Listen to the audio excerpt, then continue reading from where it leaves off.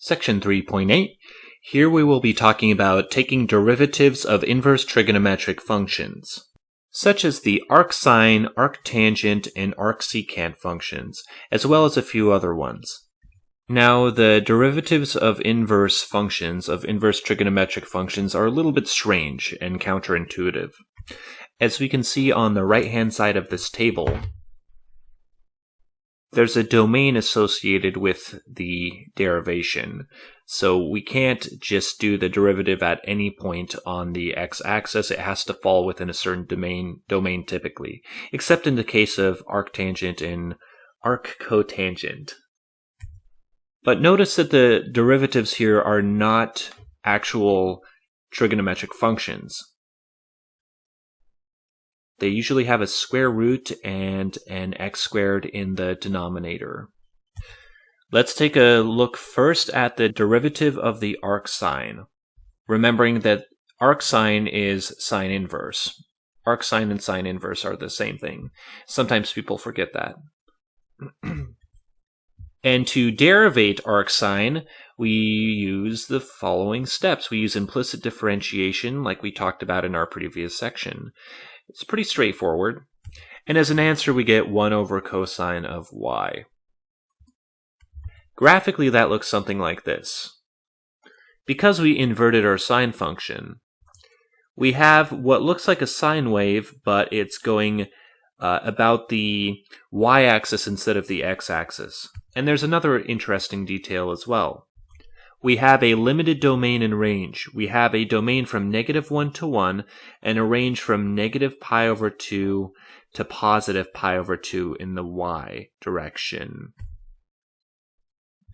Now, this has something to do with the fact that if this function wasn't restricted by these domain and range values, it would no longer be a function because it wouldn't pass the vertical line test. For example, if it extended past here, then we can't pass the vertical line test. However, if we limit it to this domain and range, it can still count as a function. We can also see that we have two different vertical tangent lines, right here and right here. Now, of course, a vertical tangent line means that the derivative function at that point is undefined, which would make sense because we have the derivative function of arcsine being the following, 1 over cosine of y. So what happens at this point where we have the vertical tangent lines? We would have 1 over cosine of y. And at these points, cosine of y is either +π/2 or -π/2. And cosine of π/2 radians is 0. So here we would have 1 divided by 0, which of course is undefined. Next, let's take a look at the derivative of arctangent, which is, of course, just the inverse of a tangent function. And we're kind of following the same exact steps that we did last time, except we're using implicit differentiation again, but it's a little bit more complicated this time.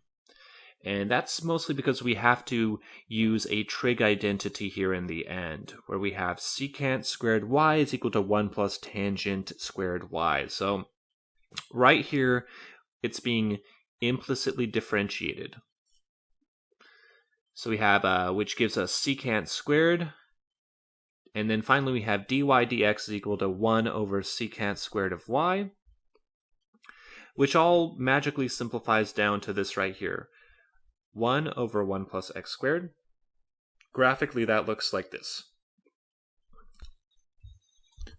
where our red line is our inverse tangent function, and our black bell curve looking line here is our derivative function, 1 over 1 plus x squared.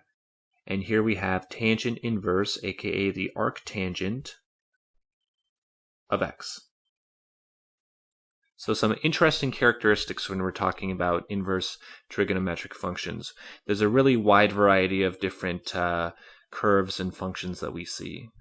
Next, we have the arcsecant function.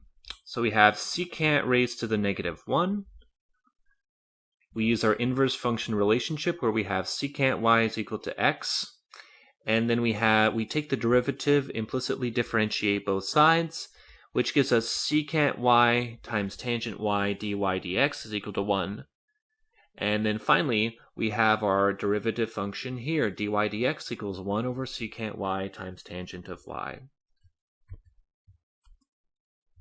And graphically, that looks a little something like this. We have two different halves of this graph. We have one right here and one right here. If we were to graph this up here, if we were to graph the y equals secant, arcsecant of x function, we have a horizontal asymptote, and also it's important to note here that no matter where we are on our arcsecant graph, the tangent lines, except for where it's undefined, would always have a positive value, which is quite interesting. Here's a better graph of that. We have arcsecant of x being graphed here in green. Notice that between -1 and 1, we don't have any values. So arcsecant of x only is a function within a certain domain. And also, if we were to graph the derivative function of this, we would get the following. We have a derivative function here in red, and notice what happens as we approach -1 or +1. It shoots up to infinity because it's undefined at this point right here and this point right here. And also, since the tangent lines here are always increasing, are always positive, our derivative function is going to always be positive as well here in the red.